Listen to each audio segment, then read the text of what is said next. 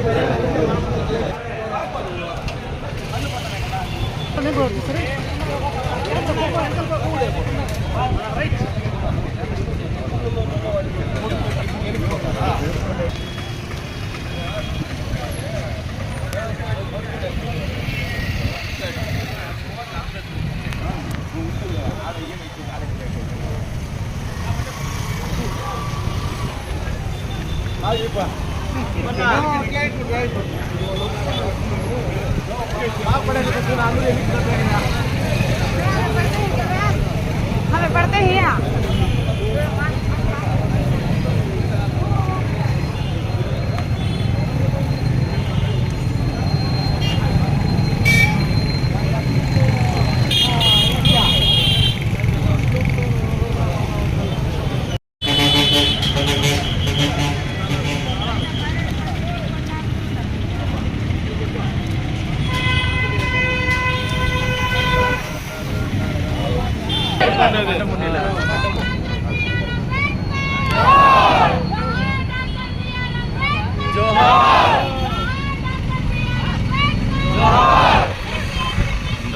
నన్ను ఇట్లా పో, నేను ఇట్లా వస్తాను.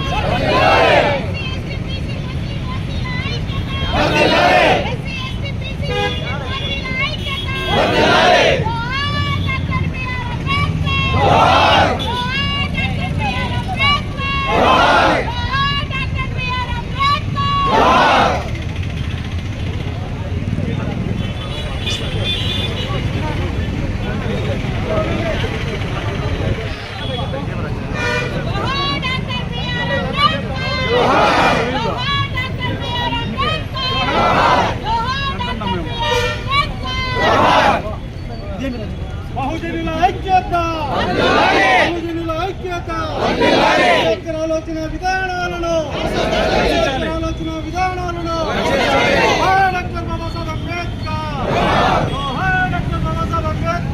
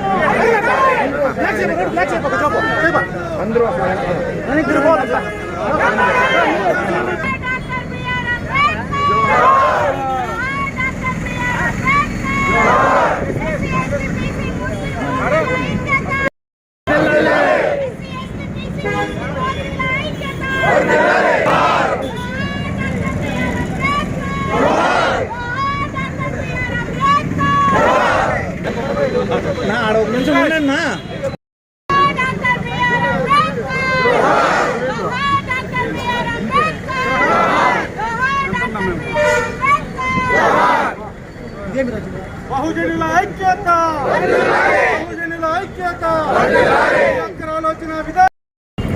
అదేవిధంగా పాత్రికేయ సోదరులు కూడా నమస్కారాలు తెలియజేసుకుంటూ,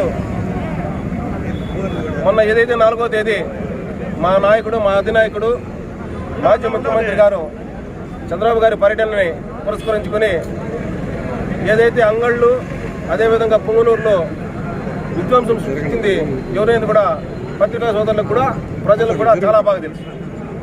ఎందుకంటే అంగళ్ళల్లో మీరు దౌర్జన్యం చేసి, అదేవిధంగా పుంగనూరులో మీరు దౌర్జన్యం చేసి తెలుగుదేశం పార్టీ కార్యకర్తలపైన, తెలుగుదేశం పార్టీ నాయకులపైన ఈరోజు కేసులు బనాయించడం అనేదంటే ఇది ఎంత హాస్యాస్పదంగా ఉందో ఒకసారి మీ అందరి దృష్టికి తీసుకురావాల్సిన ఉద్దేశం కూడా ఎంతైనా మా మీద ఉందని చెప్పి తెలియజేసుకుంటూ, అదేవిధంగా పలమనేరు నియోజకవర్గానికి సంబంధించి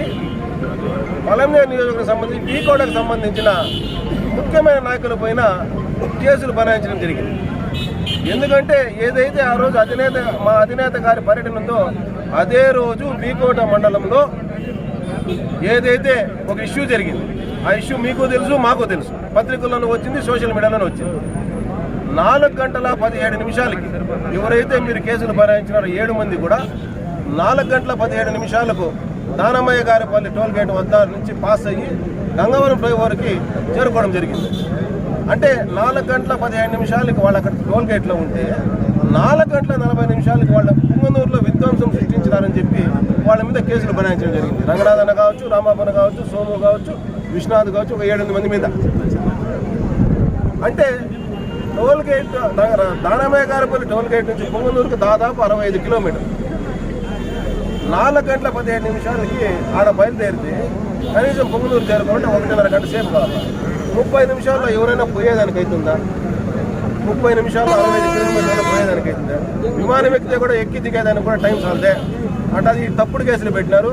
అదేవిధంగా మా నాయకుడి పైన, మా అమర్నాథ్ రెడ్డి గారి పైన కూడా ఏ విధమైన కేసులు పెట్టినారో కూడా ప్రజలందరికీ కూడా తెలియజేయాల్సిన అవసరం మా మీద ఎంతైనా ఉందని మీకు ఒకసారి తెలియజేసుకుంటూ దీనికి సంబంధించి సోదరులు గిరి గారిని మాట్లాడుతున్నా కూర్చున్నాం.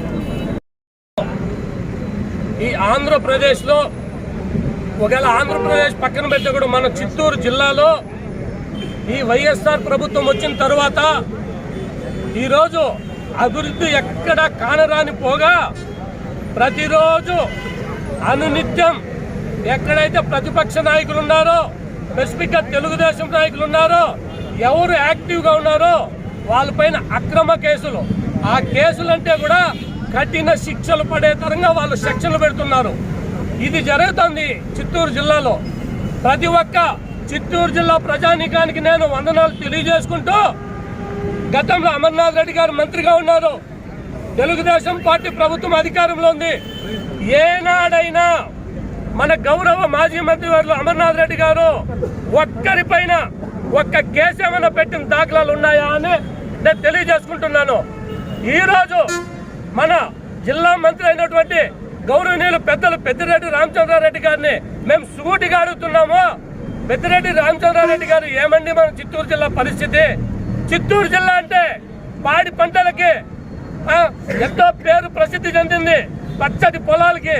అటువంటిది ఈరోజు పశ్చిమ ప్రాంతాలైన మనము ఈ అక్రమ కేసులు బనాయించడం మీకెంత మాత్రము సవ్యంగా ఉందని మేము ఈ సభాముఖంగా తెలియజేసుకుంటున్నాము. ఒక్కసారి జిల్లా ప్రజానికం కూడా ఆలోచించండి. అమర్నాథ్ రెడ్డి గారు ఏ రోజైనా ఎవరిపైన ఒక్క తప్పుడు కేసు పెట్టినారా? ఈ రోజు ఇంతవరకు ఆ చరిత్రలోనే వాళ్ళ బ్లడ్ లోనే లేదు. ఈ రోజు అదే అమర్నాథ్ రెడ్డి గారి పైన ఆయన ఈ రోజు జిల్లాకే కాదు ఈ రాయలసీమకే పెద్ద దిక్కు అయితే మీ కళ్ళు ఓరవకుండా ఈరోజు అక్రమ కేసులు పెట్టారు. అది కూడా ఏం పెట్టారంటే అక్రమ ఆయుధాలు, అటెంప్ట్ మర్డర్, ఇటువంటి అమర్నాథ్ రెడ్డి గారి పైన పెడతారా? ఇది ఎంతవరకు సబబు కాదు. ఖచ్చితంగా జిల్లా ప్రజానికం తెలుసుకోండి. గత ప్రభుత్వంలో అమర్నాథ్ రెడ్డి గారు ఉరుకులు పరుగులు అభివృద్ధి పైన ఈ రోజు పెద్దిరెడ్డి గారిని అడుగుతున్నాము. ప్రతిరోజు ఇదేనా? ఒక్కసారి ఆలోచన చేయండి. మొన్న జరిగింది ఏమిటంటే 4వ తేదీ మా ప్రతిపక్ష నాయకులు మాజీ ముఖ్యమంత్రి వర్యులు సుదీర్ఘకాలం ఈ ఆంధ్రప్రదేశ్ చరిత్రలో ముఖ్యమంత్రిగా పనిచేయనటువంటి వ్యక్తి ప్రాజెక్టులపై యుద్ధ పేరు అనేసి ప్రకటిస్తూ ఉంటే పులివెందుల ఆశేష జనవాహిని వస్తే అది మీరు ఓర్చుకోలేక అంగళ్ళులో ఈ వైసీపీ అల్లరి మూకలు, ఈ రౌడీలు తాగొచ్చి అక్కడ నారా చంద్రబాబు నాయుడు గారి పైన రాళ్ళు చెప్పులు దాడి చేసినారు. అప్పుడు ఎన్ఎస్జీ కమాండర్లు కాపాడినారు. ఆ తరువాత పుంగనూరు ఊర్లోకి పోలని మా షెడ్యూల్ లేదు, బైపాస్ లో పోయేది. మీరు భీమిగానపల్లి దగ్గర ఎందుకు లారీ అడ్డు పెట్టినారు? ఆ లారీ పెట్టిన వాళ్ళు అడ్డం పెట్టిన వాళ్ళ పైన చర్యలు లేవా? దానికి ముందు రోజు పెద్దిరెడ్డి గారు కావచ్చును, ఈ పెద్దిరెడ్డి పత్రికా ప్రకంగా చెప్పినారే, వాళ్ళపైన ఏమైనా చర్యలు తీసుకునే దమ్ము ఈ పోలీసులకు ఉందని మేము అడుగుతున్నాము. వాళ్ళు రెచ్చగొట్టింది వాళ్ళు, ఆ పోలీసులు కాపలా ఉనింది వాళ్ళకి. అమాయకులైన మా తెలుగుదేశం పార్టీ కార్యకర్తల్ని సాగు బాస్తారా, తలలు పగలు కొడతారా? ఇది ఎంతవరకు న్యాయమో పోలీసులకు దెబ్బలు తగిలినాయి, మేము అది సమర్థించము. ఎందుకంటే వాళ్ళు కూడా మనుషులు, వాళ్ళకి కుటుంబాలు ఉన్నాయి. దీనికంతా ఈ వైసీపీ అల్లరి మూకలు పెద్దిరెడ్డి గారే కారణమని కూడా మేము గంటా పదంగా చెప్తున్నాము.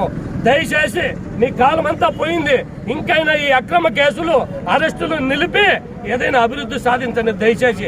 ఇంతవరకు జిల్లాకు ఒక పరిశ్రమ లేదు, రైతులు కష్టాల్లో ఉన్నారు, మహిళలు అల్లాడుతున్నారు నిత్యావసర రేట్లతో. దీని మీద దృష్టి సారిందంటే ఈరోజు అనేక మంది పైన దాదాపు 160 మంది పైన మీరు కేసు పెట్టే ఆలోచనలో ఉన్నారు. ఇది కరెక్ట్ కాదు. పోలీస్ సోదరులారా, మీరు ప్రజలు కట్టే పన్నుతో జీతాలు తీసుకునేది ఎవరికో దయచేసి ఒత్తాసు పలకెత్తండి, ప్రజలందరినీ సమానంగా చూడండి. ఈ రోజు పోలీసులు కూడా ఈ వైసీపీ ప్రభుత్వంలో వాళ్ళు చేస్తున్న పట్టికి ఈ రోజు వాళ్ళు ఎంతో ఈ రోజు అబండాలు పాలవుతున్నారు. కాబట్టి దీన్ని కూడా గుర్తించుకొని ఈ అక్రమ కేసులో మా మాజీ మంత్రి గారు జోలికి వస్తే ఖచ్చితంగా ఈ పొలంనేరుగా చిత్తూరు జిల్లాను కూడా మేము పెద్ద ఎత్తున ధర్నా నిరసన కూడా చేస్తామని తెలియజేసుకుంటూ ఇంతటితో మీరు ఆపి మీరు శాంతియుతంగా చర్యలు చేపట్టాలని కోరుకుంటున్నాము. అందులో భాగంగానే ఈ రోజు పొలంనేరు పార్టీ ఆఫీస్ ఇంకా తెలుగుదేశం పార్టీ ఆఫీస్ ఇంకా శాంతియుతంగా మౌన దీక్షతో వచ్చి రాజ్యాంగ నిర్మాత అయిన మా పెద్ద ఆయన డాక్టర్ బిఆర్ అంబేద్కర్ గారికి మేము విన్నవించుకున్నాం. ఎందుకంటే మేము ఎవరికి మా బాధ చెప్పాలని అర్థం కాలేదు. పోలీసులు వాళ్ళ పక్కనే, ఏమన్నా పెద్దవాళ్ళు చెప్తా ఉంటే అంతా వాళ్ళ పక్కనే. ఈ రాజకీయాన్ని అంబేద్కర్ రాసిన రాజ్యాంగాన్ని సర్వనాశనం చేసేసి రాజారెడ్డి రాజ్యాంగం నడుస్తుంది. అందుకే పెద్ద ఆయన కోరుకుంటాం, దయచేసి అంబేద్కరా నువ్వు రాసిన రాజ్యాంగంగా ఉన్న ఇది ఈ పాలకులకి ఈ అధికారులకి మంచి బుద్ధి ప్రసాదించాలని మేము సన్వీనంగా తెలియజేసుకుంటూ ఈ రోజు ఇక్కడికి వచ్చిన ప్రతి ఒక్కరికి ధన్యవాదాలు. జై హింద్, జై తెలుగుదేశం, జై అమరనాథ్. ఇది రాష్ట్రమా రావణ కాష్టమా? వైఎస్ఆర్ కాంగ్రెస్ పార్టీ అధికారంలోకి వచ్చినప్పటి నుండి ఈనాటి వరకు కూడా అభివృద్ధి కార్యక్రమాలన్నీ పక్కన పెట్టి ప్రతిపక్షాలని, ప్రజాస్వామ్య వ్యవస్థని భ్రష్టుపట్టే విధంగా, కాలరాసే విధంగా ప్రభుత్వాన్ని, ప్రజలందరినీ కూడా ఇబ్బంది పట్టే విధంగా పరిపాలిస్తున్నారే కానీ ప్రజాస్వామ్యాన్ని కాపాడే విధంగా కానీ ప్రభుత్వ పరంగా ప్రజలకు అందించవలసిన సుపరిపాలనని పూర్తిగా మరిచి సిగ్గు లేకుండా ఇలాంటి దుర్మార్గపు అక్రమ కేసులను బనాయిస్తూ ప్రశ్నించే వారిని ఎక్కడంటే అక్కడ ప్రశ్నిస్తే కేసులు తప్ప ఇంకేమీ మీకు చేత కాదు, సమాధానం చెప్పే దానికి చేతగాక కేసులు పెట్టి భయభ్రాంతులకు గురి చేసి మన రాష్ట్రాన్ని, ఆంధ్రప్రదేశ్ని దేశంలో మొత్తానికి కూడా బీహార్ కంటే దారుణంగా తీసుకుపోతున్న ఈ జగన్మోహన్ రెడ్డి గారికి బుద్ధి చెప్పే సమయం దగ్గర పడుతున్నది. ప్రజాస్వామ్యాన్ని పూర్తిగా కూల్చివేసి రావణ కాష్టంగా మీరందరూ ఈ విధంగా పరిపాలిస్తున్నారని తెలియజేసుకుంటూ పోలీస్ శాఖకు ముఖ్యంగా చెప్తున్నాం, పోలీస్ శాఖనే పూర్తిగా జైలు పాలు చేసిన ముఖ్యమంత్రి ఎవరన్నా ఉన్నట్టు ఈ జగన్మోహన్ రెడ్డి అవుతారు. పోలీస్ వ్యవస్థను కూడా మామూలుగా ప్రజలందరూ ఎవరన్నా పొరపాట్లు చేస్తే పోలీస్ శాఖ జైల్లో పెడతారు. మన రాష్ట్రంలో ఏమంటే పోలీస్ శాఖ మొత్తము కూడా జైలు పాలయ్యింది. వాళ్ళే నిర్బంధంలో ఉన్నారు, వాళ్ళకి హక్కులు లేవు. పోలీస్ వ్యవస్థ పూర్తిగా నిర్వీర్యమైపోయింది. ప్రజాస్వామ్యాన్ని కాపాడే పోలీసే దొంగలకి వత్తాస పలుకుతూ ఎక్కడైతే ప్రజాస్వామ్యాన్ని కూని చేస్తున్నారో వాళ్ళకి వత్తాస పలుకుతున్నారే తప్ప మీ ఉద్యోగాన్ని కానీ మీ నియమ నిబంధనలు కానీ ఎక్కడా పాటించినట్లు దాఖలాలు లేవు. ఏ వీడియోలన్నా చూడండి, ఎస్పీ గారు మాట్లాడతారు, ఆయన కూడా కానీ చూడండి వైఎస్ఆర్ కార్యకర్తలుగా మాట్లాడుతున్నారు తప్ప ఎక్కడైనా ప్రజాస్వామ్య వ్యవస్థని కాపాడే విధంగా ఉందని ప్రజలందరికీ గుర్తు చేస్తున్నాం. ఎక్కడైనా వీడియోల్లో తెలుగుదేశం పార్టీ నాయకులు ఎక్కడైనా రాళ్ళు వీరినట్టు ఎక్కడైనా ఉందా? వైఎస్ఆర్ కాంగ్రెస్ పార్టీ నాయకులు చంద్రబాబు నాయుడు గారి ప్రతిపక్ష నాయకుడు వస్తున్న దారిలో అడ్డుకుంటుండే మీరేం చేస్తున్నారని అడుగుతున్నాం. మీరు ఎక్కడైనా కూడా వాళ్ళని వారించే ప్రయత్నం చేసినారా? తెలుగుదేశం వారి పైనే లాఠీ చార్జీ చేసి రాళ్ల దాడి మీరే చేసి మళ్ళా వాళ్ళనే అక్రమ కేసుల్లో బనాయిస్తున్నారంటే మీ ఉద్యోగాలను ఎలా నిర్వర్తిస్తున్నారో మీరు అసలు బాధ్యత ఉందా? మీరు అసలు ఉద్యోగంలోనే ఉన్నారా? లేదంటే మీ పోలీస్ వ్యవస్థని పూర్తిగా వదిలేసి పక్కన పెట్టి ఒక పార్టీకి కొమ్ము కాస్తున్నారని మేమందరూ కూడా క్వశ్చన్ చేస్తున్నాం. మా అందరికీ కూడా సమాధానం చెప్పేదానికి మీరందరూ కూడా సంసిద్ధంగా ఉండి ప్రజాస్వామ్యాన్ని ఈ విధంగా కాకుండా ప్రజాస్వామ్యాన్ని కాపాడే విధంగా పోలీస్ వ్యవస్థ పనిచేయాలని, ప్రతి నాయకునికి కూడా ఎక్కడైనా తిరిగే స్వేచ్ఛ కల్పించాలని, ఇలాంటివి మళ్ళీ రిపీట్ కాకుండా చూసుకోవాలని తెలియజేసుకుంటూ సెలవు తీసుకుంటాను. జై హింద్, జై తెలుగుదేశం.